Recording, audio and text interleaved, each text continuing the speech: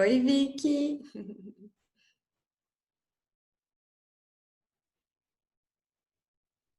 Tá sem som, Elaine. Tá no mudo.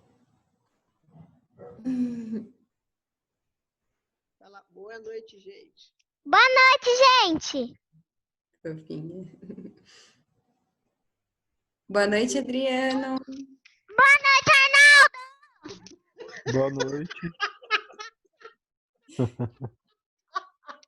Chupa, tchau.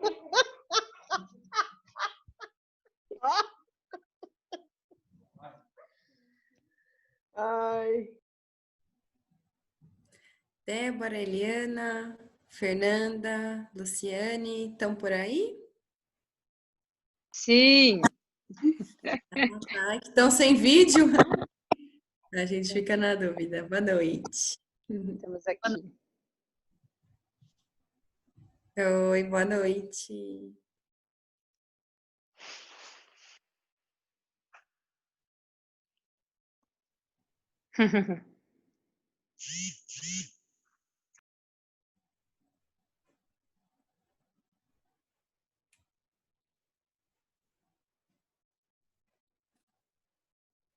Boa noite, Luciane. Quem estiver servido a um chá, gengibre, mel e limão, Ai, que delícia. preferido.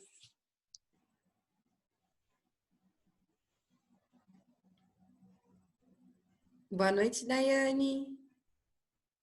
Tá por aí também? Boa noite. Bem-vinda.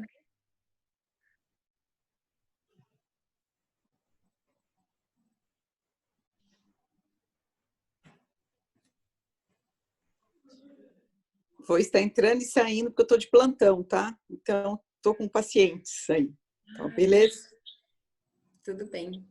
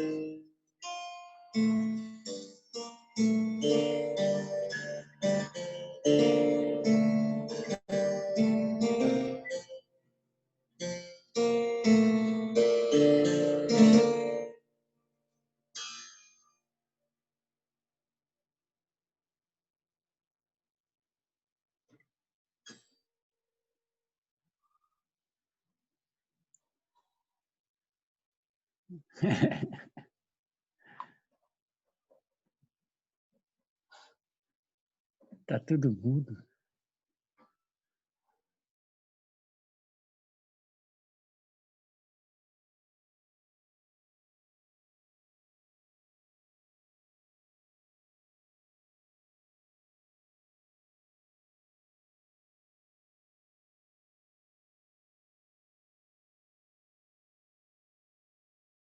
Catarina, pode trazer um verso para a gente pegar?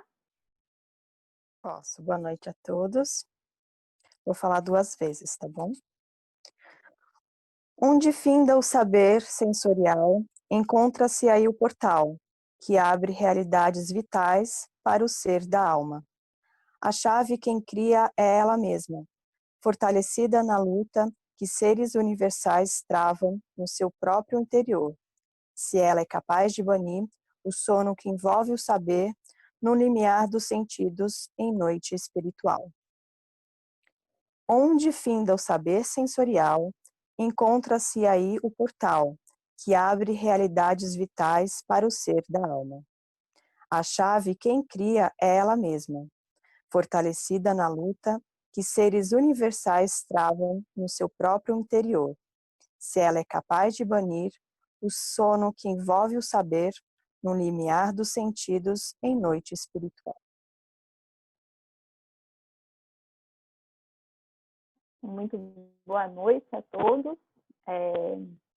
Sejam bem-vindos à nossa roda, que hoje tem um formato um pouco diferente. Nós faremos ela num formato mais palestra. A ideia é que eu e Alexandre, que a gente possa conversar falar, na verdade, né, por cerca de 1 hora, e deixar essa meia hora final para uma partilha, uma troca de dúvidas. Então, esse vai ser a estrutura da nossa roda hoje. E o intuito dessa roda é trazer um questionamento, uma pergunta, uma incógnita, na verdade, né? De como as telas impactam as nossas crianças. Mas mais que isso, é partir de uma reflexão apropriada, tanto de como a tela funciona, como funciona essa digital, reconhecendo que estamos cada vez mais imersos, dependentes, num espaço de tempo muito curto, né? A gente tem o celular e a internet como parte da nossa vida, não tem 20 anos, né? E para a maioria da população não chega a ter 10 anos.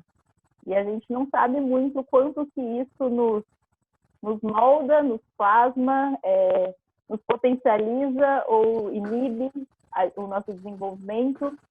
E partindo desse reconhecimento, né, que hoje a gente está tão mergulhado, seja para trabalhar numa situação de pandemia, como estamos vivendo, seja para o lazer, seja para a comunicação, para relações sociais. A ideia é que a gente, né, enquanto adulto, bem ou mal, a gente já tem um eu consciente, capaz de discernir e de enxergar quando aquilo é um excesso, e para as crianças isso é diferente. Além dessa mediação que a gente já faz enquanto adulto, eles são seres de informação. Então, a gente queria conversar um pouco sobre como isso pode afetar esse desenvolvimento, esse crescimento, e falar um pouquinho também, né, até de como a gente tem optado, né, com esse homeschool, por que de tanta tela ou falta de tela no processo de aprendizagem das crianças. Então, a ideia é que a gente hoje converse um pouquinho, o Alexandre com essa parte mais técnica, né, de conhecer, entender e estudar sobre o funcionamento do computador, de tudo que é digital, e que eu possa fazer pontes com o desenvolvimento da criança e também com o processo de aprendizagem, tá bem?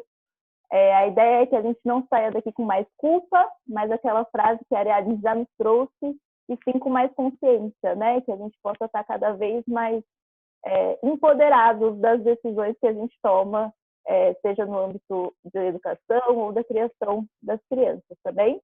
Então, nada melhor do que a gente entender como que funciona esse remédio, né, que a gente consome tanto, que é a tela, que é o virtual. Então, a Lê vai começar um pouquinho lendo essa bula desse remédio, que eu acho que muitos de nós, a maioria, nunca parou para questionar, né?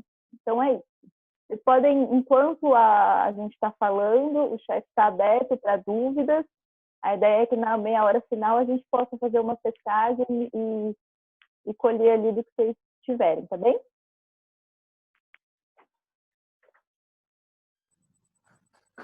Boa noite, gente. Tudo bem com vocês?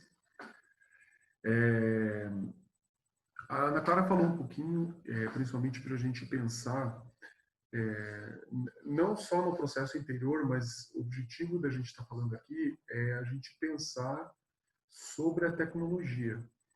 Eu acredito que a gente está vivendo algo hoje, com essa questão da tecnologia, algo muito próximo que a gente passou décadas atrás com relação a cigarro, com relação a bebidas, no sentido, se a gente pensar para criança pequena, né? Era normal, nos anos 80, por exemplo, deixar a criança beber, experimentar vinho, bebida alcoólica, né? E isso, com o passar do tempo, isso foi visto que não é algo sadio, não é algo para criança. Então, eu acho que agora, nessa época que a gente está vivendo, a gente está começando a ter essa noção com relação à tecnologia. Cada vez mais aparecem estudos falando principalmente dos lados negativos da tecnologia, da dependência que gera e tudo mais, né? Eu acredito que isso vai ter um reflexo na nossa cultura daqui a umas décadas. Talvez não agora, mas daqui a um tempo vai começar a se ter, ou deve-se começar a ter, né? Um pouco mais de consciência sobre o que é e para que serve a tecnologia. Esse que é o nosso objetivo hoje. A gente precisa pensar o que é e qual é o objetivo disso tudo. A gente não pode pensar que tudo é ruim e que está aí para nos destruir, algo nesse sentido. Eu acho que tudo que foi posto no mundo, tudo que aparece no mundo, ele tem que estar sobre a nossa responsabilidade de alguma maneira. E a nossa função fazer com que aquilo seja de uma utilidade para o nosso próprio desenvolvimento. Então, eu gostaria de falar um pouquinho primeiro do histórico desse desenvolvimento da técnica e da tecnologia. A tecnologia vem dessa técnica dentro da história da humanidade.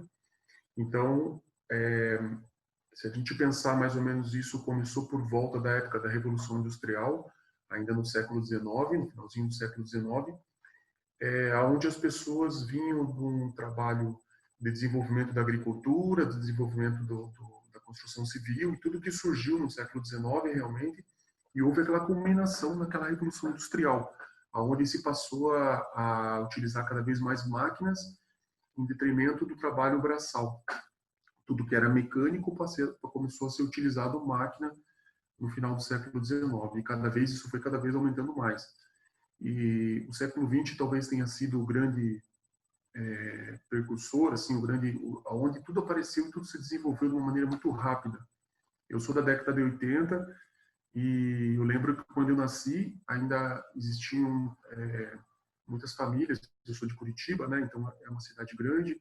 Tinha muita gente que ainda tinha televisão preto e branco e já era também uma moda e estava se desenvolvendo a televisão a cores.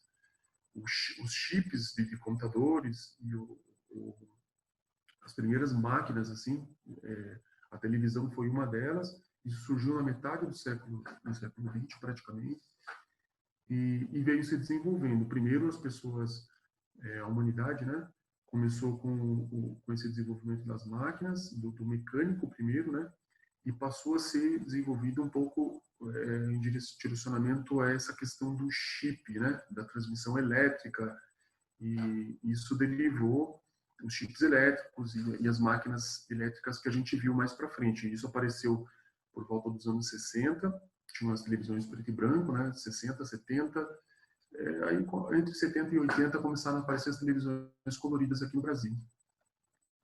Então, qual que é a ideia disso?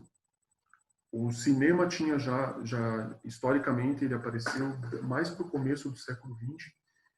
Inclusive, existe uma passagem muito interessante onde a ideia do cinema foi apresentada por Rudolf Steiner, que é o fundador da pedagogia Waldorf, que trouxe a antroposofia para o mundo, né?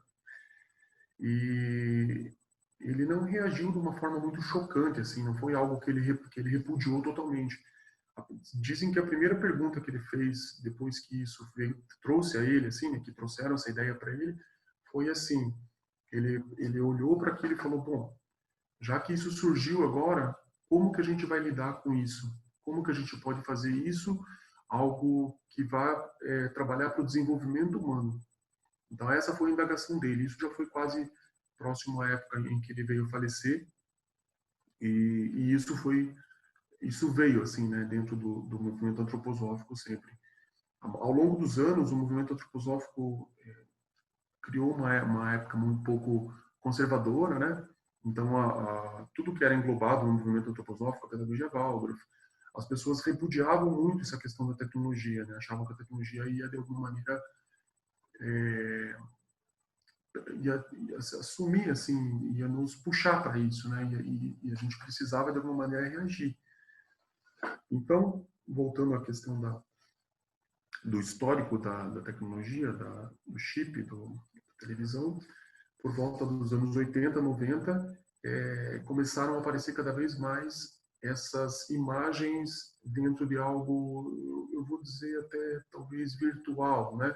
A televisão, existe um ambiente lá, não é só uma filmagem ao vivo, seria uma gravação, e isso é repassado através da rede de ondas, né? Das ondas de televisão. Então, eu queria analisar um pouquinho esses meios eletrônicos para a gente ter ideia. Quando eu falo de televisão, a tecnologia da televisão, ela derivou hoje coisas que a gente, até o computador veio dessa ideia. A ideia da tela iniciou com a ideia da televisão. E, inicialmente, lá na época da TV preto e branco, do começo da TV colorida, a televisão, não sei se vocês sabem, mas ela funciona através ela funciona através do aquecimento de um fio, né? Aonde é uma espécie de um fio que tem dentro de um canhão para as televisões antigas. Ela aquece e esse aquecimento faz uma espécie de uma chuva de elétrons.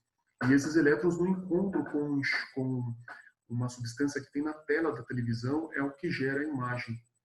E essa imagem, ela é uma imagem, são vários pontinhos, assim. Até hoje, todas as tecnologias que a gente vê de telas, se você chegar bem perto, você consegue ver os pontinhos. É claro que essas televisões mais avançadas, os pontos são tão pequenos que às vezes a gente não consegue perceber. Mas a imagem que a gente está vendo, inclusive quando a gente está olhando no computador, é um conjunto de pontos. E são milhares de pontos. Só que quando a gente olha para a imagem, essa imagem ela se forma na nossa própria retina. Então ela é uma espécie de uma imagem falsa. Por quê? Eu vou falar um pouquinho lá nos primórdios da televisão para vocês entenderem. Antigamente a televisão era mais pixelada, podemos dizer assim. Isso quer dizer que existiam menos pontos de luz. Esses pontos de luz, eles até hoje é assim, somente de 3 cores. Então é o vermelho, o verde e o azul. Ele só imita essas 3 cores por causa da própria tecnologia da imagem. No caso lá, quando tinha aquela chuva de elétrons que eu falei antes. Isso veio mudando ao longo do tempo, mas a forma como é emitida a imagem continua a mesma. É através desses pixels. Então a imagem que a gente vê, na verdade, são luzinhas acesas e luzinhas apagadas. E as luzinhas que estão acesas trabalham com somente 3 cores. RGB. Red, Green, Blue. É isso. Então, baseado nisso, dá para se constatar um primeiro ponto, assim. A imagem que aparece para nós é uma imagem falsa. Ela se forma na nossa própria retina. Se a gente pudesse enxergar de maneira a não cair nessa espécie de... É uma espécie de uma ilusão, assim, que a gente vê. Só que a gente não consegue sair disso. Ela forma uma imagem, para você conseguir enxergar esses pontos, tem muitas pessoas que falam de várias maneiras. Você fica olhando fixamente para um ponto, você consegue ter uma breve noção.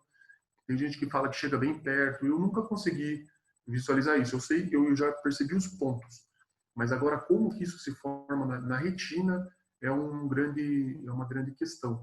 É algo muito próximo daquelas brincadeiras que a gente fazia antigamente, de fazer vários desenhos em várias folhas do caderno, e você pegar e puxa o caderno e faz esse movimento, você começa a ver a imagem se movendo. Mas a imagem não está se movendo de verdade. A ideia da televisão é a mesma, só que ela é baseada em pontinhos de luz. Então, esses pontinhos de luz, ele é muito diferente, é bem diferente da imagem real, porque a gente pode pensar em várias maneiras. Por exemplo, a imagem real, quando a gente está olhando uma árvore, por exemplo, no ambiente externo, a gente tem a questão da perspectiva. Então, de longe, você às vezes não consegue enxergar as folhas da árvore, por exemplo. Mas à medida que você vai chegando perto, as folhas ficam mais nítidas. E a televisão não, o computador também não. Se a imagem não está bem nítida, você pode encostar o nariz no computador, na televisão, aquilo não melhora. Então, existe também, além da imagem se formada de uma maneira falsa, ela também não traz a profundidade, a perspectiva comparando a uma visão natural. Então, nesse sentido, a imagem da televisão, do computador, ela é uma imagem falsa e virtual, podemos dizer assim. Ela é uma espécie de uma ilusão. A gente poderia talvez concluir assim, né? É uma espécie de uma ilusão que é formada para a gente, como aquela ideia do caderno que eu falei. E o que acontece quando a gente está vendo televisão? A gente precisa avaliar os dois pontos, né? A tecnologia, o que ela está passando, o que a televisão está passando, e também como que nós ficamos perante a televisão. Quando a gente fica perante a televisão, primeiro, a gente tem que avaliar primeiro o movimento dos olhos. A gente vê e ouve, né? E os olhos, eles ficam fixados em um ponto restrito, podemos dizer assim. Quando a gente está olhando para a árvore, por exemplo, você tem uma amplidão visual de 180 graus. Você vê, mesmo não fixando o olhar, você percebe o que está se passando ao lado, né? A televisão não. A televisão, quando você olha, você vê um ponto nítido e a gente tende a apagar o que está se passando em volta. E o nosso olhar fica fixo. Isso quer dizer o quê? Isso quer dizer que os músculos dos nossos olhos não se mexem. Então, a primeira constatação. Isso é uma coisa científica. A criança e o adolescente, ou o próprio adulto, que fica muito tempo na frente da televisão, fica com uma fraqueza muscular nos olhos. E isso causa, a gente não quero entrar na parte médica, que não é muito minha área, mas toda essa questão da miopia, da hipermetropia, que tem a ver com o músculo do olho, essa é uma das fontes muito fortes. A questão do não movimento muscular. Se a gente avaliar também um outro ponto interessante, a gente precisa olhando para nós, frente a uma tecnologia como a televisão. Quando a gente está assistindo, a Ana Clara vai falar um pouquinho disso. Para a gente avaliar, falar do ser humano, a gente avalia dentro da antroposofia em 3 âmbitos, né? O pensar, o sentir e o querer. Como que isso está frente ao computador? Frente à televisão, falando primeiro da televisão. Quando a gente está assistindo a televisão, o pensamento nosso ele está inativo, a gente não pensa no que está se passando. O que acontece é que as imagens começam a passar muito rápido e muitas vezes a gente não tem como pensar no que está acontecendo e no que vai acontecer. Às vezes o filme passa inteiro e você não fez a relação do que está acontecendo. Apareceram várias vezes a relação das coisas que estão acontecendo e às vezes você só acontece lá no final. Precisa ser algo muito forte para a gente fazer essa ligação do que é antes e o que aconteceu depois. Então, o nosso pensamento ele fica, de certa forma, inativo. A gente não consegue fazer associações enquanto a gente está vendo aquilo. E o que passa na televisão, isso, vou falar televisão, mas também ler-se desenhos e outras coisas, né? Que tem a ver com essas imagens que se movimentam. Essas imagens falsas, assim, podemos pensar, né? Se a gente está, de certa forma, hipnotizado, poderia-se usar essa palavra, já que nosso pensamento está inativo, e a gente está com a nossa visão parada e fixa em um lugar. Daria para se falar como um hipnotismo, de certa forma, né? O que acontece no âmbito do sentir? Ele é plenamente ele é ativo, a gente não fica com o sentir inativo quando assiste televisão. É o único desses 3 âmbitos que fica ativo enquanto a gente assiste. Ele é, de certa forma, a única maneira onde a televisão atinge a gente, ou o desenho atinge a gente. Então, se a gente for avaliar ao longo do tempo, o único conteúdo de verdade onde a mídia ou quem faz aqueles desenhos e a televisão ataca é o sentir das pessoas. Então, o drama é muito profundo, a violência é muito profunda, porque isso é o que mexe com a gente. Eles não conseguem mexer no nosso pensar, por mais que tenha essa questão desse pensar assim, de se pôr um problema na televisão, fica muito monótono, porque ele precisa dar um tempo para a gente pensar. Então, isso não é algo que a televisão não vai por esse lado, nem o desenho. Então, se a gente pensar assim, o pensar, ele está inativo. O sentir, ele é ativo, mas ele também é artificial, de certa forma. E ele é artificial porque ele está restrito ao que está se passando na televisão, não é uma coisa real. Entende? Você pode ficar melancólico por causa da morte do fulano na novela, mas não é uma coisa real, entende? Então, tem pessoas que choram, tem pessoas que... Eu lembro da minha avó, que isso foi muito forte, né, na década de 80, 90, essas novelas, e E era sempre muito forte o apelo emocional, o drama que acontecia com os personagens. É diferente de você ver um teatro, porque o teatro acontece em coisas e você percebe, você trabalha com outros sentidos, você percebe cheiros, você tem a questão auditiva, entende? A pessoa que está lá no fundo do palco, você percebe isso. E o teatro, ele aparece a encenação e o nosso pensamento, ele não desativa enquanto você está vendo um teatro. Ao fato que a televisão, sim. Então, vamos para o terceiro âmbito dentro desse aspecto da televisão, que a gente poderia avaliar o querer. O querer ele é praticamente desligado, porque a gente está sentado no sofá, a gente não se mexe, o querer ele é ligado às ações, né? Então você não precisa se mexer, ele está totalmente desligado. Então a gente olhando para essa mídia específica que é a televisão, o desenho, seja no computador, seja no celular, seja na televisão, onde for. Quando se passam as imagens que tentam passar alguma mensagem para a gente, a Ana Clara vai falar melhor disso daqui a pouco. Ele não passa a mensagem para a gente porque o nosso cérebro ele está inativo, ele está desligado, ele não está funcionando direito. A gente está num estado de relaxamento, podemos dizer assim, de maneira pensamental. Então aí as pessoas perguntam, tá, mas e o desenho educativo?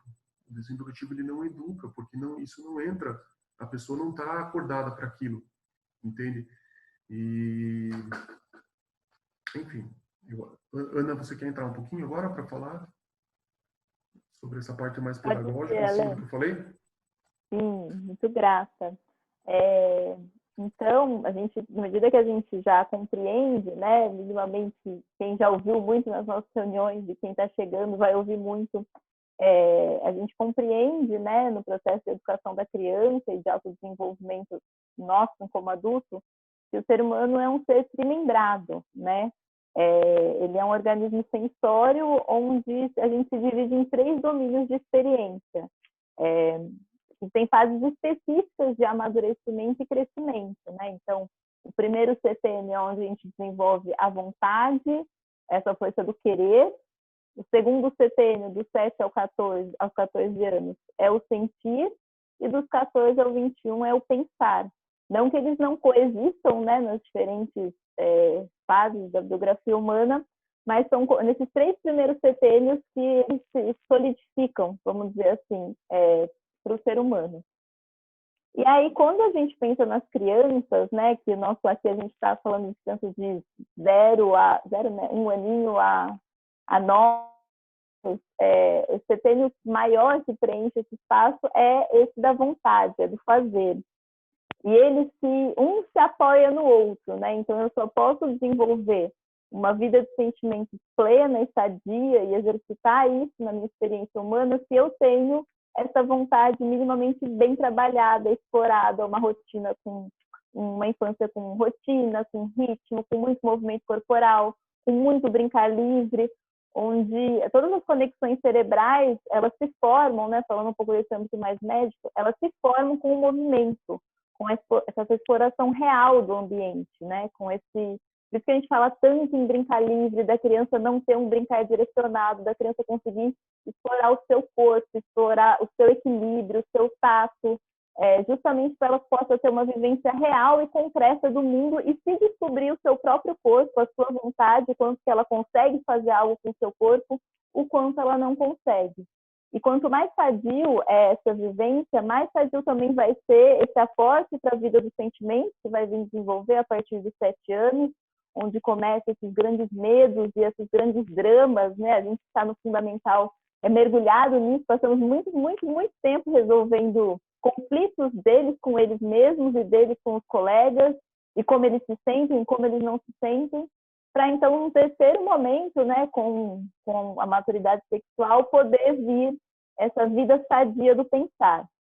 E nisso a gente já pode tirar 1000 coisas com a fala do Alexandre, né? Quando a gente tem uma infância que é extremamente parada, com esse olhar fixo, onde a própria musculatura do olho não se desenvolve, não se mexe por um excesso de tela, a gente já tem um atrofiamento de todas essas habilidades físicas que a criança precisa, inclusive para alcançar passos futuros no seu desenvolvimento. A qualidade do pensar tem como premissa esse desenvolvimento da vontade e do sentimento.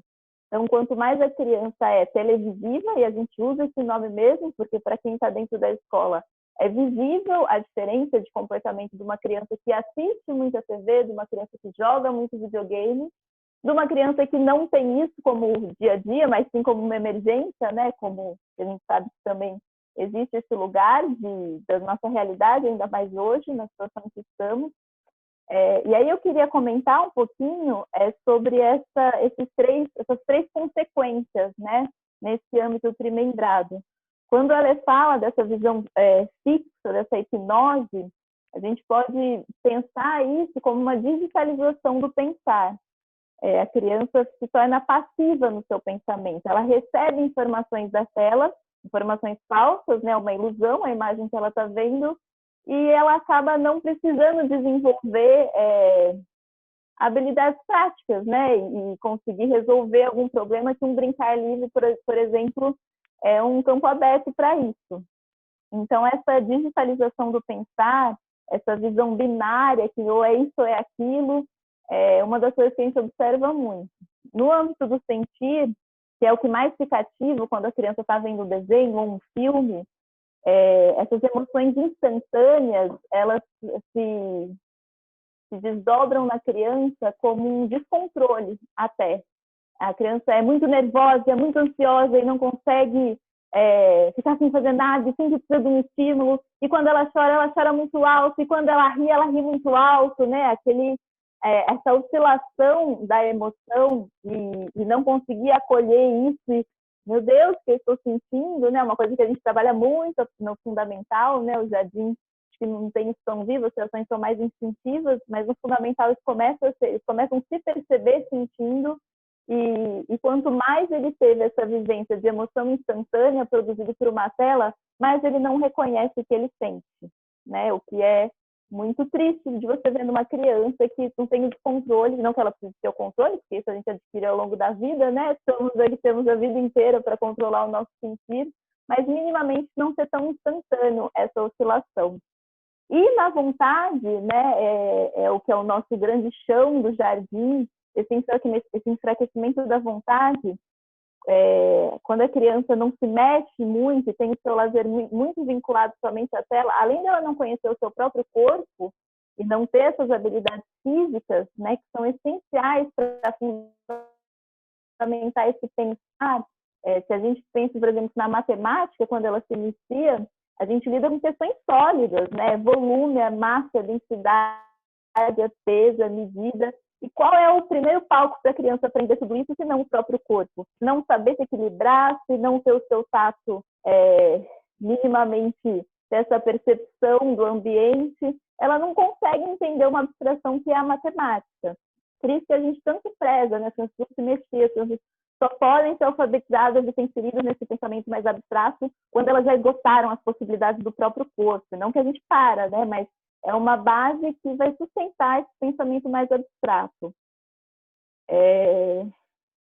E aí, com tudo isso, a gente pode pensar, poxa, tá, então entendemos o que ela minimamente causa nessa criança que tem esse excesso, e a gente quer muito falar desse excesso, porque é um pouco aquilo do que a Ale falou, não vamos...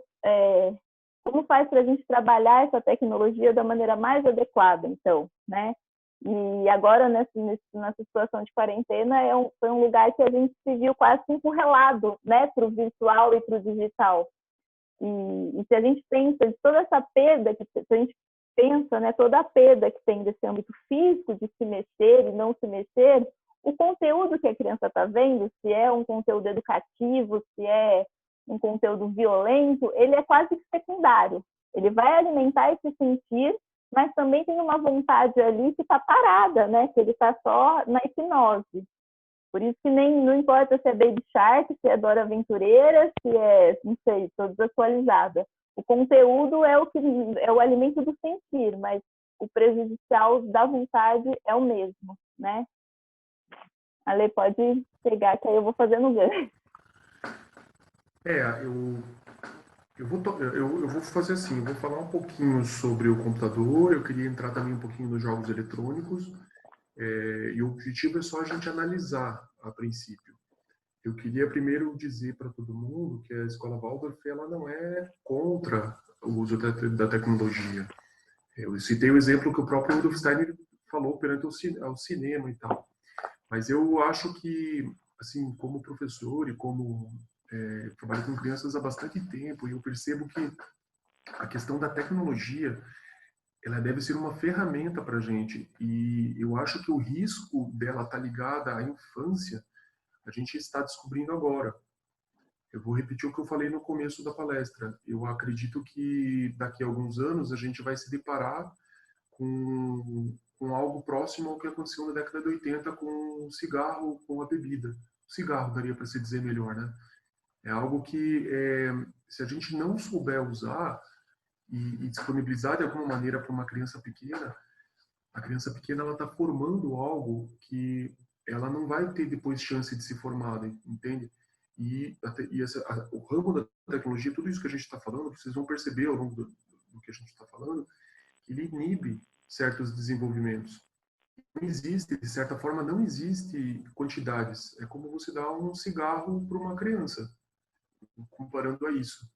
É demais ou é de menos, importa, se de alguma maneira a criança tem contato com isso, isso fica dentro da imagem dela. A gente repara isso porque os momentos que as crianças estão brincando, quando realmente aparece o inconsciente, o que aparece? A Dora Aventureira? Aparece sei lá o quê? Entende? Ao passo de que se uma criança está brincando com a própria imaginação, vai aparecer o cavalo voador, vai aparecer a baratinha que conversa com o cavalinho, uma coisa mais real, entende? E uma curiosidade que eu gosto de falar também, eu vou entrar um pouquinho agora no computador, eu acho interessante sempre citar, quando a gente conversa sobre isso, que os maiores figurões da tecnologia não dão acesso à tecnologia que eles mesmos trabalham para as crianças deles. Vocês podem pesquisar na internet, vocês podem ler a biografia do Steve Jobs, do Bill Gates, do Linus Torvalds, esses caras que são mais inseridos na tecnologia atualmente, eles não deixam, as crianças deles não têm celular, eles não acessam televisão. A maior escola Waldorf dos Estados Unidos fica no Vale do Silício. Ela chama Península. Vocês podem procurar. É uma escola super conhecida, onde só estão os figurões lá. E eu já li biografias, minha primeira formação foi do ramo de tecnologia, e eu sempre gostei de ler muito sobre as biografias. E eles mesmos, eles percebem, trabalhando com isso, eles percebem quanto que isso é prejudicial. Então, os filhos deles não tiveram contato com tecnologias. Algumas filhas do Bill Gates, por exemplo, elas trabalham com tecnologia hoje, mas elas começaram a lidar com isso por volta dos 18, dos 20 anos que eles tiveram contato. Mas voltando ao tema que a gente estava conversando, eu queria analisar um pouquinho sobre o computador. O computador é uma máquina mais complexa, ela surgiu por volta do ano, mais ou menos, da década de 90, a década de 80 para 90 surgiram os primeiros computadores. O primeiro computador surgiu assim em formato existiam os mainframes antes que eles faziam tarefas mais mecânicas e empresas. Eram pouquíssimas pessoas que lidavam com isso. A IBM, a empresa IBM, acho que todo mundo deve conhecer, por volta acho que do ano 88, 90 mais ou menos, inseriu uma ideia de personal computer, que era um computador para se ter em casa. Ainda não existiam objetivos, existia algo onde a IBM trabalhou essa ideia do hardware e software voltado para algo doméstico. E nessa época, ainda o computador era como se fosse o que veio depois da máquina de datilografar. A ideia era produzir textos, esse tipo de situação. Veio facilitar esse lado, podemos dizer. E se a gente analisar o computador hoje, olhando primeiro para aquela época, talvez por ser algo menos desenvolvido, hoje já é muito mais desenvolvido, as coisas já se juntaram. Naquela época o computador surgiu e as pessoas que se deparavam com isso lidavam com algo que não existia no mundo físico. O computador, a matéria que o computador lida, se a gente for trabalhar e pensar num torno que trabalha com marcenaria, por exemplo, quem gosta de madeira, o torno trabalha com madeira. Entende? O computador trabalha com dados. A gente para pensar o que é dados. O dado não é informação. A informação é algo que é gerado e trabalhado sobre os dados. O dado é uma coisa totalmente abstrata, baseada em pensamentos matemáticos, 0 e 1. Entende? É dual, é algo dual e o dado não é algo físico. Ele é produto do próprio pensamento de alguém. Então, o computador, a programação do computador, podemos dizer assim, isso vem desde os chips, né? Isso vem, a ideia do 0 e 1 veio dos chips, na verdade. Que era uma programação do liga-desliga. É essa mesma ideia. Liga-desliga, tem duas correntes de energia, a parte elétrica eu já não conheço muito, mas sempre são dois sinais. Isso veio dos chips de computador, 0 e 1, ligado, desligado. E isso veio se desenvolvendo mais para frente, quando apareceu esse computador da IBM. Já existia antes, mas quando isso veio para dentro de casa das pessoas, esse pensamento ele se tornou isso algo mais palpável, podemos dizer. Então, o dado é algo que ele não é físico e as pessoas manipulavam dentro de uma realidade. Então, por exemplo, quando a pessoa abria o MS-DOS, naquela época existia o MS-DOS, e existia primeiro o editor, a versão do Word. Então, ela digitava lá o Word e abria o editor. Dentro do editor do Word, a pessoa digitava seu texto e ela, se a gente analisar esse ponto, ela já tinha várias questões, porque a forma como a pessoa lidava com isso, por exemplo, eu vou pôr esse texto, esse trecho do texto aqui em itálico. Ela gera uma espécie de um pensamento que não existe no mundo real. Eu vou pôr o texto em itálico. Clica num botão. Isso é um tipo de pensamento que é desligado do mundo físico. A pessoa está interagindo com o resultado do pensamento de um programador. Então, a pessoa está num ambiente isolado, trabalhando com um pensamento restrito. Por isso, a máquina, o computador, ele se a gente for caracterizar, eu vou dar 3 características. Ele é uma máquina abstrata, porque você não lida, o que você trabalha no computador não tem nada a ver com o mundo real. Começando pela tela, que é a mesma ideia que eu falei da televisão, a forma como você lida com o computador, você não lida no mundo real, não tem nada a ver. Entende? Você pôr o texto em itálico, pôr o texto em bold, né, em negrito, vou justificar para a esquerda, justificar para a direita. Isso não é uma coisa totalmente do mundo, podemos dizer até uma entrada, uma ideia do mundo virtual, podemos dizer assim. Não tem nada a ver com o mundo físico. Então, o computador, a primeira característica do computador é que é uma máquina abstrata e lida com dados que não são físicos. O segundo, dentro da linha de desenvolvimento, existiam máquinas antes do computador, existia uma máquina de lavar roupa, por exemplo. O que a máquina de lavar roupa fazia? Ela é uma máquina que não era automática, podemos dizer assim. Você ligava lá que você queria lavar a roupa, punha a roupa dentro, ele lavava a roupa e ela ia até o final do ciclo. O computador não. O computador você pode fazer milhões de coisas com ele. Ela é uma máquina que ela pode ser programada, podemos dizer assim. Então, ela não tem um fim específico, podemos dizer assim. Então, a segunda característica do computador é que o computador é uma máquina automática. Ela pode exercer um funcionamento autônomo, podemos dizer assim. E um terceiro ponto é que o computador é uma máquina determinista. E o que isso também quer dizer? A gente lembra um pouco da calculadora.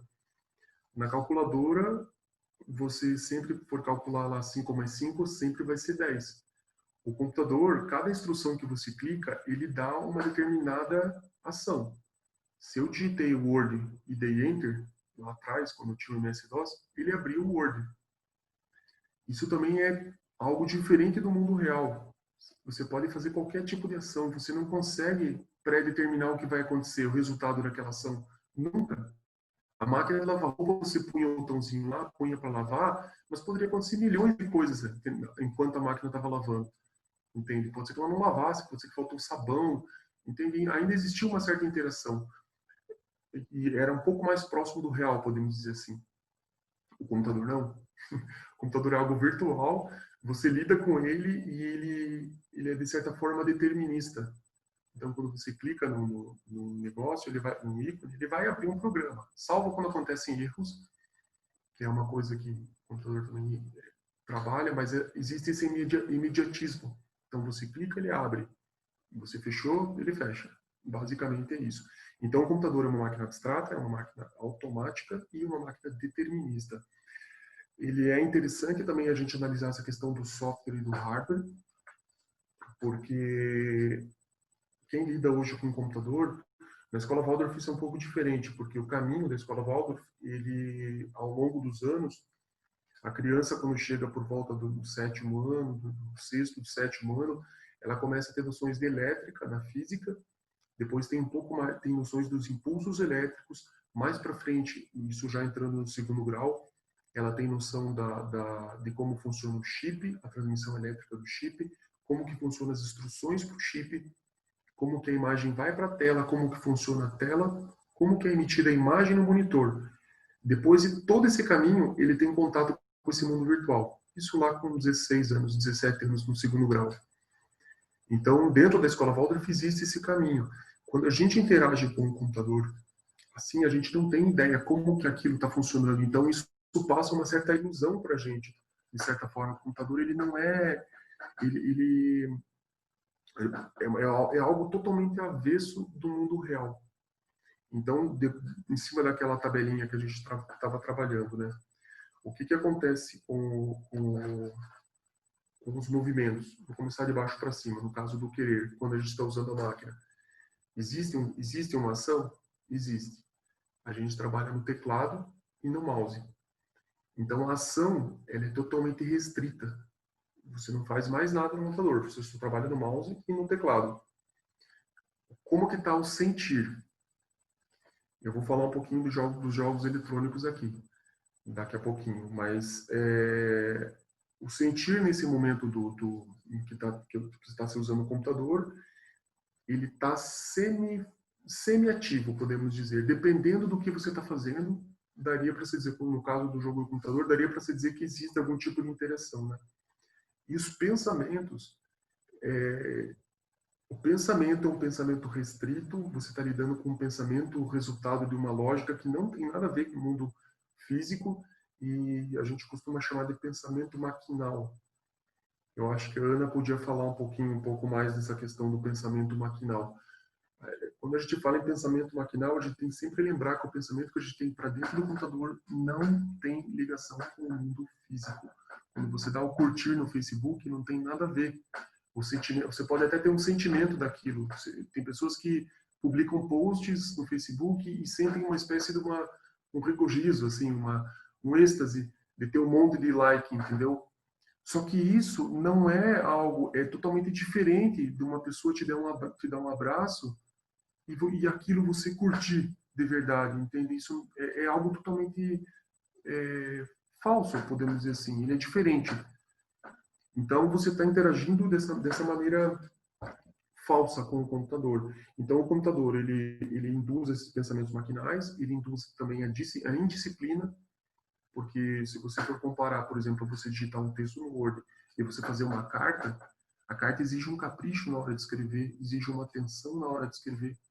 Você precisa cuidar da sua letra, você precisa cuidar da ponta do lápis, você precisa cuidar para não subir e descer colina, né, quando você está escrevendo no caderno, quem usa pauta ou sem pauta.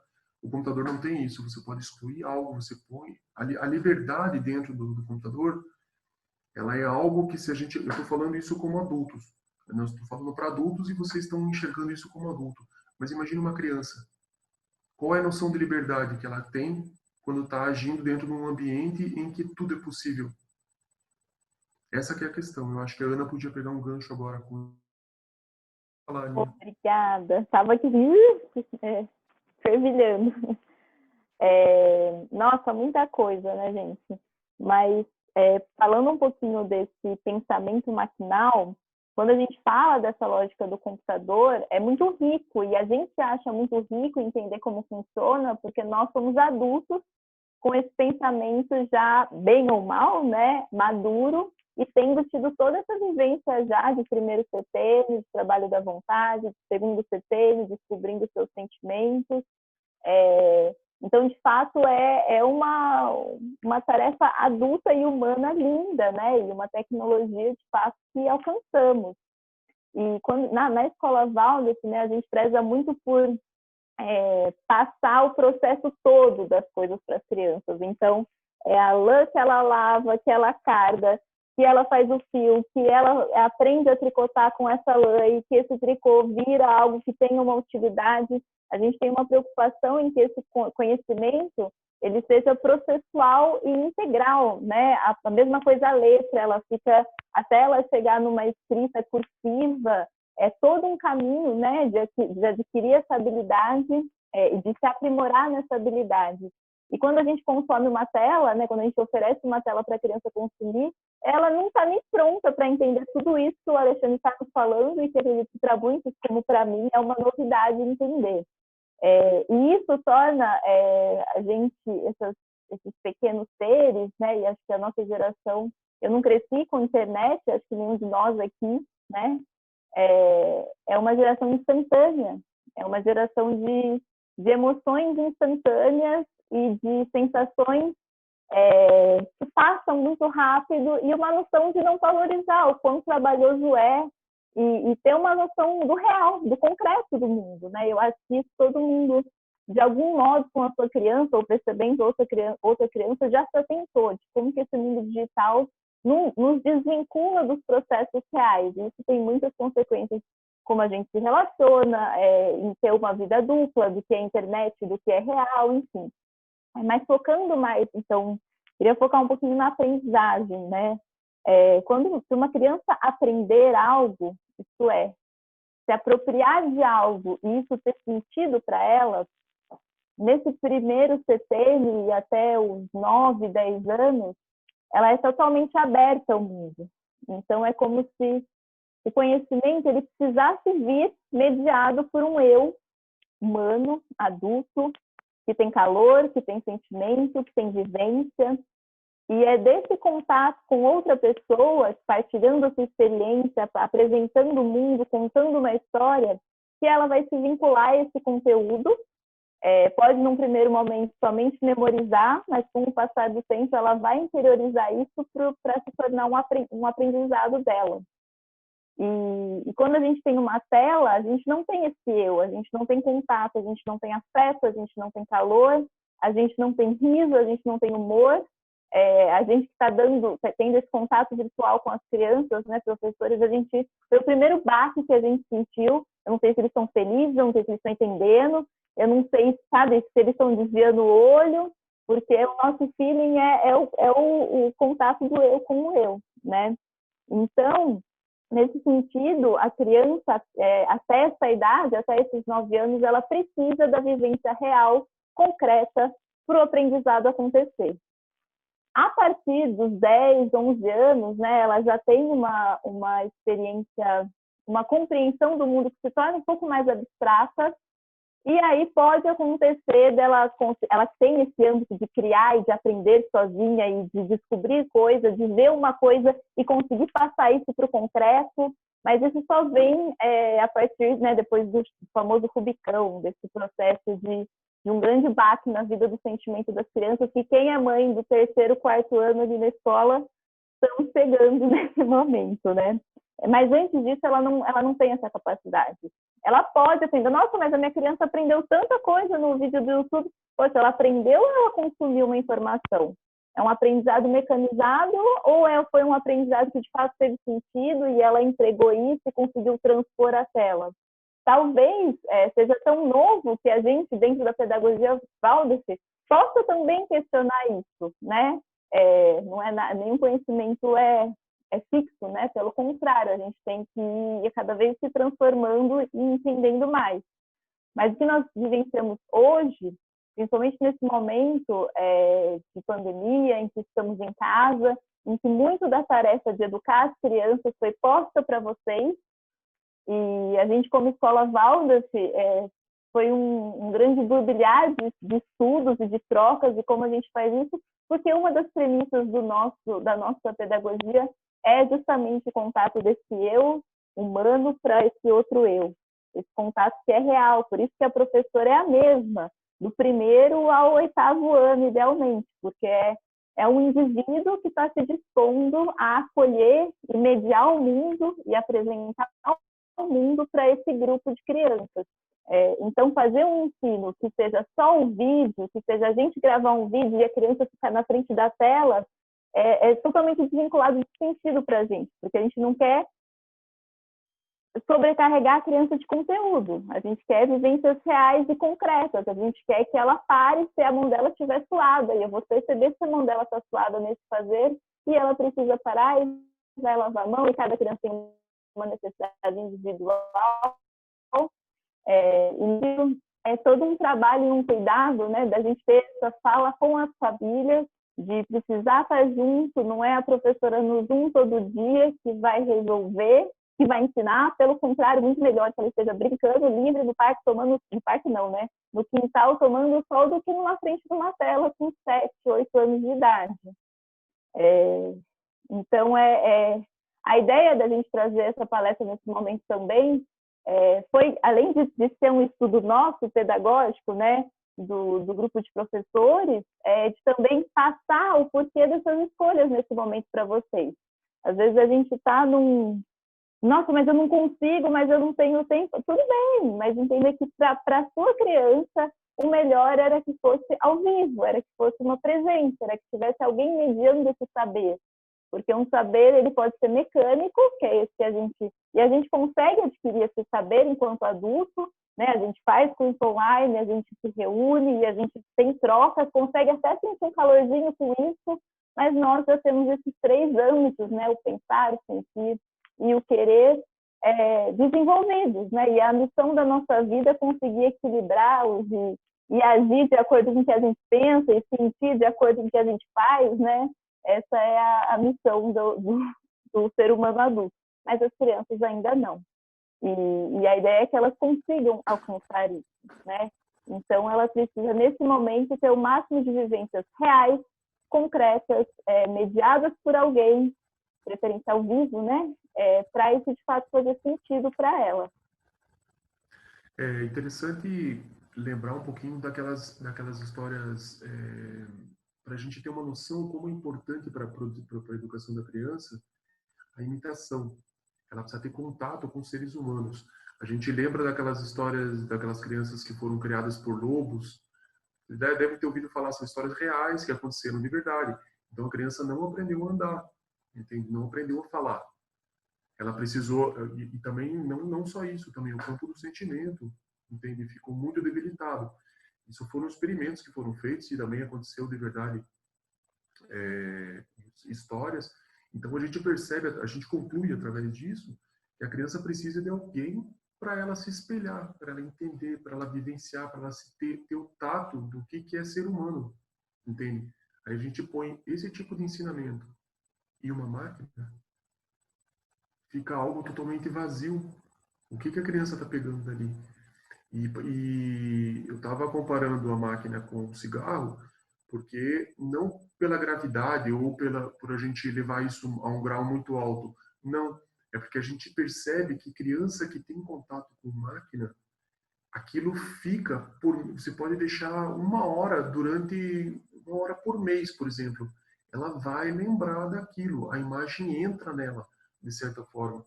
Então, a televisão, o fato de ter uma tela, alguma coisa se movimentando ali, contando algum tipo de coisa, ou distraindo a criança, isso afeta. Você pode deixar pouco tempo, afeta. E a gente percebe isso, porque depois isso sai de outra forma. Existem 2 linhas na pedagogia Waldorf de trabalhar com essas crianças televisivas, que a Ana Clara falou. Uma linha acredita que que você tem que, para apagar essas imagens que vêm de dentro da criança, do Homem-Aranha, sei lá o quê, você precisa trazer muita fantasia para ela, contar muito conto de fada, adormecer ela de novo. Isso é uma linha que trabalha. E a outra linha é você deixar vomitar a criança, falar disso, falar, até isso se acabar nela. Entende? Para vocês verem como isso é forte. Entende? Então, e a gente não está falando de crianças que ficam toda tarde na frente da televisão. A gente está falando de crianças que ficam, às vezes, no final de semana. Coisa grave. E a gente precisa pensar muito nisso. Por isso que eu estou comparando. A tecnologia é algo que não é para criança.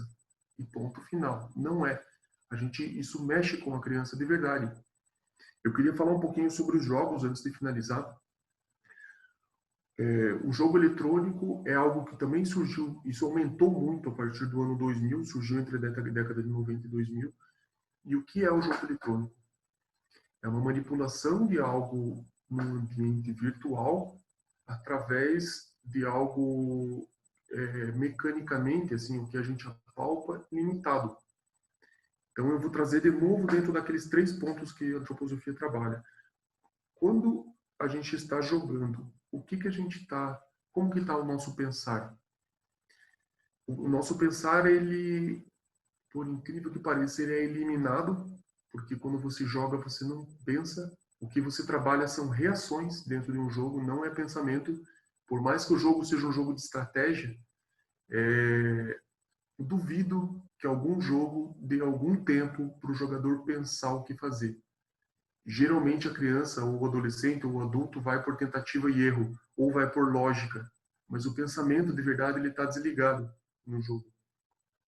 O que acontece com o sentir? Se você está jogando lá com um jogo de tiro, tem alguém do lado e atira em você, você não quer... A reação que acontece, existe uma reação do sentimento, podemos dizer. Então, o sentimento ele é ativo, de certa forma, mas a gente precisa analisar que tipo de sentimento que aparece. Eu já vou falar sobre isso. E a gente precisa falar também sobre o querer. O tipo de ação que está acontecendo enquanto a gente está jogando.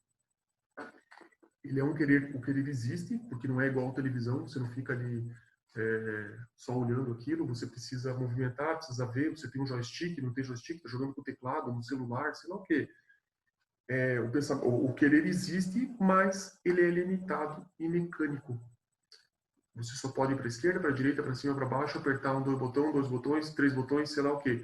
Você só tem essas ações para fazer. Então, aí, o que teria no jogo? Primeiro, não existe aprendizado nenhum no jogo, porque não há tempo de ter aprendizado. A Ana Clara estava falando agora. O aprendizado é um processo, e é um processo lento. O que vem na televisão é rápido, não deixa pensar. O que tem no computador, ele induz a um pensamento maquinal, é um pensamento restrito.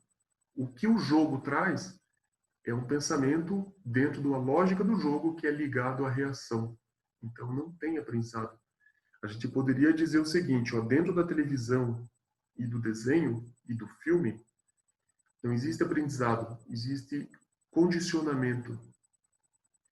Dentro do software da rede social, do virtual, existe uma liberdade falsa. A gente pode pensar desse jeito. E o que tem dentro do jogo? O jogo trabalha unicamente o reflexo. E é um reflexo fechado, que não existe no mundo real. Você não pode achar que se você estiver num jogo de tiro, a criança vai aprender a reagir quando alguém for assaltar ele. Isso não tem nada a ver. É totalmente diferente. A pessoa, quando está o real, ao vivo, a pessoa sente medo, a pessoa fica surpresa, a pessoa está ouvindo o barulho, entende? A pessoa vai gritar. Quando você está num jogo, isso não acontece. Então, você está dentro de um ambiente virtualizado. E isso não é real. Deixa eu ver se eu consigo compartilhar aqui minha tela.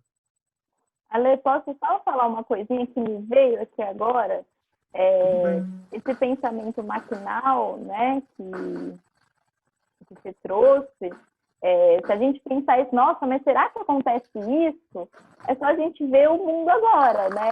O quão binários não estamos, enquanto somente existem 2 lados das coisas e a gente não consegue entender que tem um terceiro lugar, né? Eu acho que a gente está vivenciando nesse momento bem essa polaridade, eu não estou falando só de política quando falo disso, mas esse lugar que é certo ou é errado. É instintivo, é mecanizado, ou é isso ou é aquilo, não existe um caminho do meio, né? E essa loja maquinal, binária, ela não é a realidade é tri, né?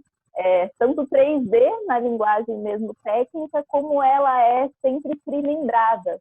E aí tem toda uma explicação até esotérica desse tri, né? O que significa isso? A gente analisa o ser humano como pensar, sentir, querer, o ser humano trimembrado, e existem várias outras conhecimentos sobre o humano que também é tripartido.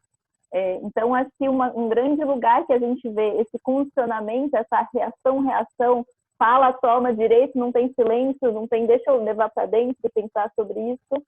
É a forma como a gente está vivendo e consumindo tudo que acontece no mundo, né?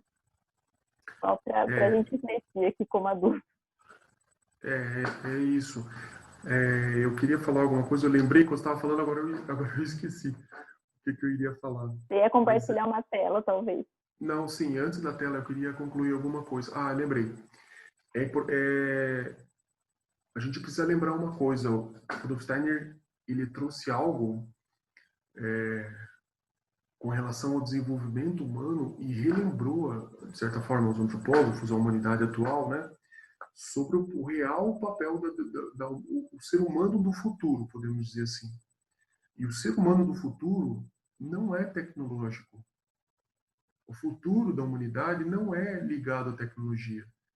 O futuro de nós, o homem desenvolvido, não é um homem que tem o órgão, em vez do órgão X tem uma máquina funcionando, não é isso. É um homem que tem um desenvolvimento moral. O nosso grande espelho, a gente poderia dizer assim, até religiosamente, né, seria talvez o Cristo, em termos de moral, de forma de desenvolvimento humano. Então, o desenvolvimento da tecnologia é algo separado do ser humano, não tem nada a ver com isso. E a gente precisa pensar que a tecnologia, ela tem dois lados. Ela facilita as coisas, sim, como aconteceu, né, na Revolução Industrial, onde os homens não ficavam lá mexendo o carvão, puseram uma máquina para fazer aquilo. De certa forma, ela facilita o nosso caminho, mas ela também faz com que nós que enfraqueça a nossa força de trabalho. Hoje em dia, se eu pegar as pessoas que sabem mexer com machado, são mínimas, é muito pouco. Agora, se você pegar alguém que sabe mexer com uma serra elétrica, são muitos, entende? E o que você vai fazer? O trabalho facilita? Sim, facilita.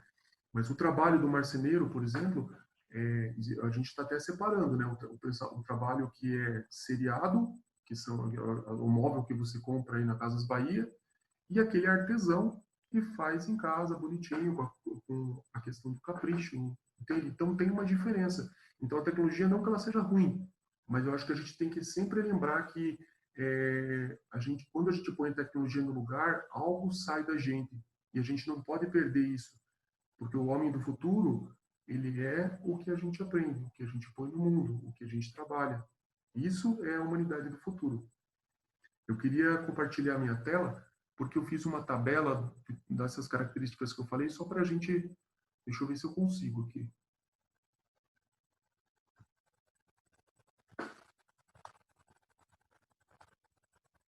Tá aparecendo para vocês aí?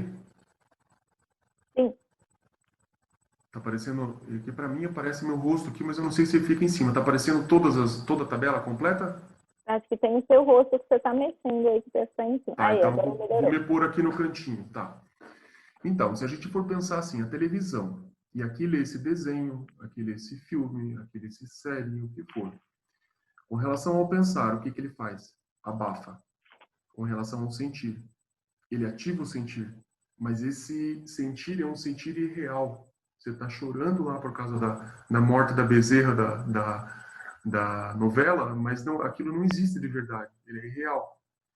E o que ele faz com as nossas ações? Simplesmente não tem ações. Você está sentado no sofá lá. O jogo eletrônico.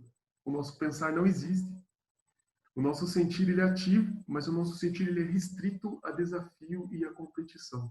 Isso é uma coisa interessante. A gente sempre quer ficar melhor, a gente quer vencer, quer passar de fase. A gente quer fazer pegar mais pontos, esse tipo de situação. O sentir é ligado a isso. E o querer? A gente é restrito a mexer com o joystick, com o teclado. Entende? Se você pegar os videogames mais recentes, até tem questão de movimento, mas se você pegar o joystick que gera esse movimento, nesses videogames mais atuais, vai jogar um jogo de tênis, por exemplo, a força que você bate com aquele joystick na bolinha nem se compara à força que você tem que fazer para você pegar uma raquete e bater numa bolinha para ela ir até o outro lado da quadra. Então, também é restrito. Ele é dentro de uma lógica do próprio computador, da própria máquina. O computador, ele incentiva esse pensamento lógico simbólico, abstrato, né, que a gente estava falando, o pensamento maquinal, que a Ana citou. O nosso sentir no computador também é um sentir de desafio, podemos dizer assim. Se a gente pode adicionar aqui, eu pus desafio, mas pode ser várias coisas. Pode ser o sei lá, o curtir do Facebook, o curtir lá no meu post.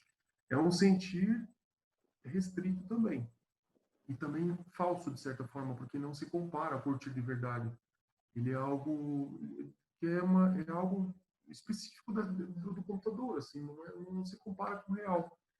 E o querer, quando a gente lida com o computador, é mecanizado e, de certa forma, o querer é concentrado nesse pensamento maquinal. Eu vou deixar o texto itálico, vou deixar o texto negrito, vou justificar o texto. Então, também é restrito. Então, eu acho que frente a tudo isso que a gente falou, deixa eu cortar o compartilhamento aqui. Frente a tudo isso que a gente falou, a gente precisa olhar para esse tipo de características e pensar: há realmente educação dentro disso? Essa que é a questão. E não só se há educação, né? Lembrando que a gente está nesse recorte das crianças até os 9 anos. Quanto mais velhos eles ficam, mais autônomos e com uma outra maturidade neurológica para lidar com a tela. E uma pergunta também que a gente sempre ouve: mas o computador é a habilidade do futuro. E hoje, mais do que nunca, né, a gente tem consumido muito podcast, muito TED, muito, né, aproveitando aí o tempo em casa. E é cada vez mais consenso, né, nos pensadores da vanguarda. Eu não falo só da pedagogia Waldorf, porque isso a gente fala há 100 anos, mas inclusive das pedagogias tradicionais, que a habilidade do futuro é a criatividade, é um pensar vivo, é alguém que consiga se adaptar, ser resiliente e ver soluções. Estamos vendo isso no momento atual, e não saber ou não mexer numa tela, né? Exatamente. Então, que a gente consiga preservar isso, né, nesse primeiro até metade do segundo setênio, e inserir as crianças com domínio de todo esse funcionamento, autônomas, conscientes desse pensar, que é uma coisa que só com a idade, com a maturidade, que é possível mesmo. Com essa fala, a gente não quer trazer mais culpa, a gente quer trazer mais consciência. Estamos num momento em que acho que todos nós, inclusive as crianças, estão mais diante da tela, e que a gente possa triplicar o tempo de brincar livre, de ócio, de criatividade, todo minutinho que ela precisa ficar na tela. A nossa postura nunca quis ser radical, né? Sempre foi uma preocupação nossa, não ter um discurso muito extremista, porque entendemos que somos seres se autoeducando, se transformando o tempo todo, né? E a gente não quer que uma postura radical afaste ninguém ou se feche. Com isso, eu já quero ir fechando. A gente passou uns 20 minutinhos que a gente tinha para colher algumas dúvidas, né? Enfim, ouvir também o que fica, o que não fica, e, né? É isso. Elaine, você pode escrever? Fica difícil para você? Bom, vamos ver. Pode. Gente, só uma coisinha, deixa eu só colocar uma coisa antes. Por favor, tentem fazer as perguntas no sentido da palestra, não ligando a experiência pessoal, porque senão vai ficar algo muito longo. Então, eu acho que o pensamento, como é feito em casa e como são as práticas de vocês, eu acho que poderia ficar num segundo momento para as professoras de classe, com os professores de classe num segundo momento. Eu acho que agora a gente poderia se ater unicamente ao conteúdo do que a gente falou. Okay? Fala que você percebeu que realmente o Miguel... Não. É isso que ele falou, não é para ficar falando coisa pessoal. Nossa. Helene, pode falar. Eu sei que o Ale falou isso de pessoal, mas eu vou dar um exemplo só que tem a ver com o que o Ale falou, que fica gravado por muito tempo na cabeça. A Vicky veio de uma outra escola e tem 2 amiguinhas de lá que ela gostou muito, que foram as que marcaram, né? E ela está indo numa outra escola agora, na mesma linha Waldorf, né? Olha que engraçado como marca. Eram 2 amiguinhas que tinham televisão o dia inteiro, o tempo todo. Hoje ela comentou assim: mamãe, eu vou fazer não sei o que aqui em casa, vem a fulana e a fulana. Nós vamos assistir a tarde inteira tal desenho. ela associou as meninas com o desenho dentro dela, assim, era um desenho, bicha, 3 anos atrás. Ela associou o desenho às meninas. Como ficou a informação gravada, igual ele falou, falar até esgotar ou mudar a performance de uma história em relação a alguma coisa. Ficou gravado as 2 meninas, televisão. Incrível. Não foi nenhuma brincadeira, foi a televisão.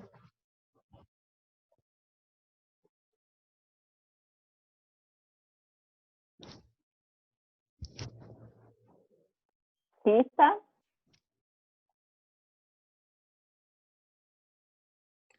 Oi, boa noite. Eu queria trazer uma pergunta. Eu tenho uma curiosidade de saber se existe alguma atualização dessas idades que foram propostas pela pedagogia, porque a gente sabe, né, que o mundo acelerou, os seres nascem recebendo informações, né, na barriga da mãe, acho que a quantidade de informação que chega quadruplicou, quintuplicou, de 50 anos para cá. Comparar minha infância com a da Pema, por exemplo, é absurda a diferença. E assim, vários relatos, né, de crianças recém-nascidos que já apresentam reflexos, que já apresentam abrir os olhos, responder a sons, que eram coisas que antigamente não aconteciam. Além disso, e paralelamente a isso, a quantidade de informações e estímulos que a criança lida no decorrer da infância toda, mesmo se ela vive na Demétria, sobe em árvore, assiste televisão uma vez por semana no máximo, mas isso tá aí, né? Eles estão recebendo essa carga. E também o número de crianças que têm apresentado precocidade de fases mesmo, né? Por exemplo, a Pema eu considero que é uma criança precoce.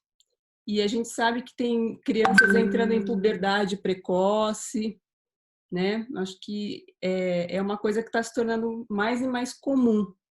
Então, eu fico pensando se existe uma atualização dessas fases, né? Se a gente pode pensar de uma forma um pouco mais flexível diante dos contextos de uma sala de aula atual, por exemplo, em São Paulo, no Brasil. Posso, Aninha? Não sei se a gente responde agora ou vamos escutar todas. Se podemos já falar, não. Então, Rita, essa precocidade, vou falar, né, o que eu entendo, acho que a Ale também pode complementar. Ela se dá também porque as crianças plasmam o que nós somos. Então, à medida que a gente está cada vez mais ligado e conseguindo informação, consequentemente, essa criança, principalmente para o primeiro setênio, ela está absorvendo cada vez mais informação. Existem, é claro, na Escola Waldorf a gente tem muito esse olhar individual de cada criança, mas adiantar fases não é uma coisa que a gente, enquanto humanidade, né, e a pedagogia Waldorf tem seu currículo todo embasado na história da humanidade, a gente segue uma cronologia, não é uma coisa que eu vejo como pedagoga e como professora Waldorf. O que a gente tem é considerar, poxa, essa criança tem um pensar mais acordado. Será que isso está digitalizando o sentir dela ou a vontade? Será que a vontade está acompanhando e a gente precisa trabalhar um pouquinho mais esse fazer para acompanhar esse pensar que já está lá na frente? Isso a gente lida muito em sala, né? Crianças que são extremamente acordadas no âmbito do pensar e molengas no âmbito do corporal. E se a gente pensar nessa precocidade das crianças, as crianças estão cada vez mais precoces e estão cada vez com mais problemas de aprendizagem, né? Nunca se viu com tanta criança com diagnósticos que surgem a cada vez mais, e a gente, nessa leitura mais integral do ser humano, associa muito desses problemas de aprendizagem, TDAH, que tem hoje, a esse desconforto entre a vontade ainda estar num lugar e o pensar já está acordado em outro. Se a gente pega a antroposofia raiz, vamos dizer assim, as pessoas que são muito mais enrijecidas, 16 anos a idade para a tela, né? A gente fala dos 9, inclusive, num estudo nosso de entender que a partir dos 9 anos a criança deixa de ter um pensar tão fantasioso, já é mais autônoma do seu sentir, consegue lidar com uma abstração maior, mas não é que a partir dos 9 ela pode ter um ensino só visual, é justamente estudando e ressignificando os pilares que sustentam a nossa pedagogia, né?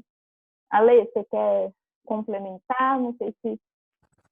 Não, eu só acho que, assim, a experiência de trabalhar com crianças ao longo dos anos, assim, isso vem acontecendo realmente, mas não é, a gente tem que imaginar que não é algo precoce, a gente tem que olhar que é precoce em determinado âmbito.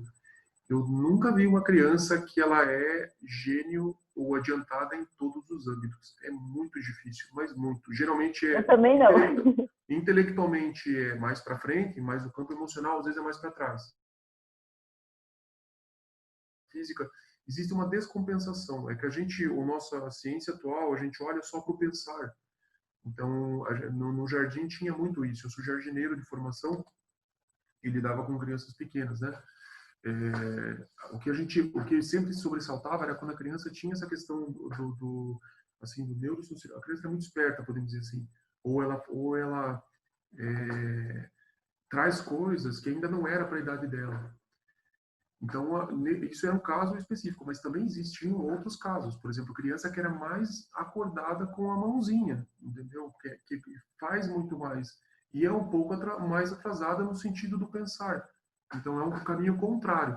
O Steiner, ele traz toda uma visão, inclusive, do mundo, não sei se todo mundo acha disso, mas entre o mundo da morte e o novo nascimento. Então, existe um caminho que os anjos trazem a criança para a Terra. E nós, como professores, como pais, a gente continua esse trabalho dos anjos aqui na Terra. Isso, do lado de lá, não mudou ainda, entendeu? Então, aqui, a gente recebe a criança e a gente precisa observar a individualidade da criança, entende? A gente já recebeu várias crianças com o diagnóstico de que é um gênio, entendeu? Porque a neurocientista, a neuropediatra, falou que a criança é um gênio, é adiantada. E a gente vai olhar o que a criança ela é acordada para a cabeça. Agora, se você for por ela para trabalhar algo artístico, a criança é um zero à esquerda, entendeu? Precisa estar lá no comecinho ainda, não tem que se desenvolver. Você vai por ela para trabalhar, para fazer um acampamento, ela não consegue andar 2, 3 quilômetros lá, entende? Fica com medo dos bichos, entende? Na hora de construir algo não consegue.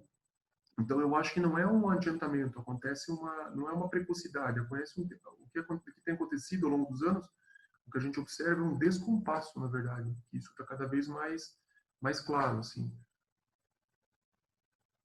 É isso.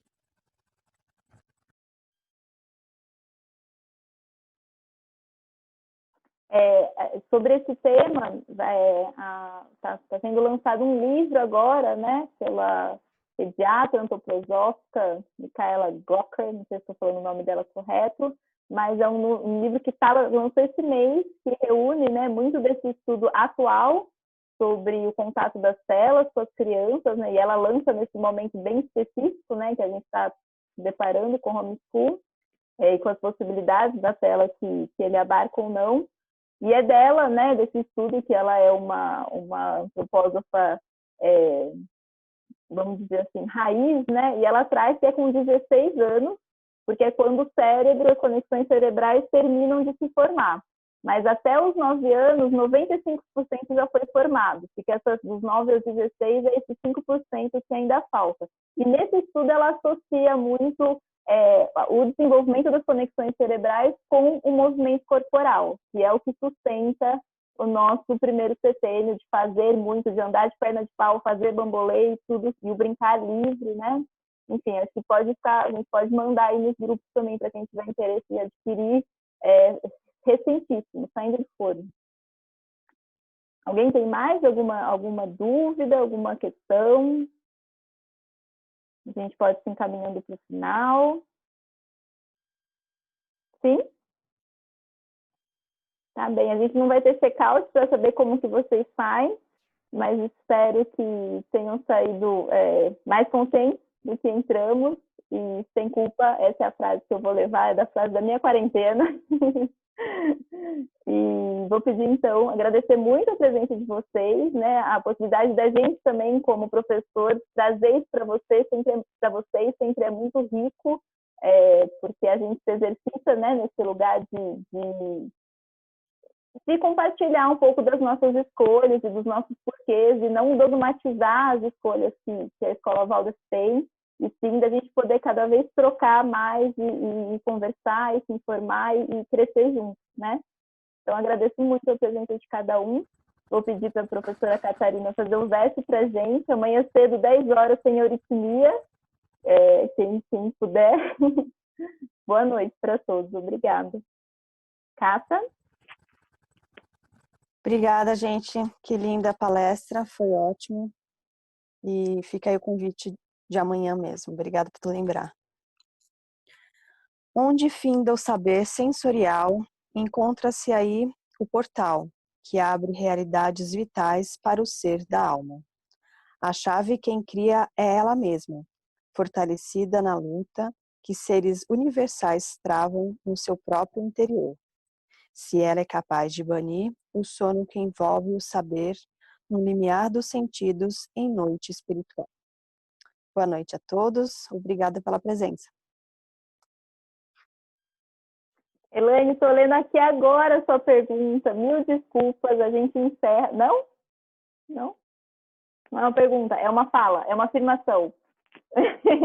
Vou ler para todo mundo. Então, a mielinização do sistema nervoso explica isso das fases e suas características, mais desenvolvida em alguma coisa e menos em outras. Inclusive, se identifica isso com o formato do corpo. Sim, a gente, como professora, acompanha e mede isso muito, as crianças. Obrigada. Boa noite para todos, então.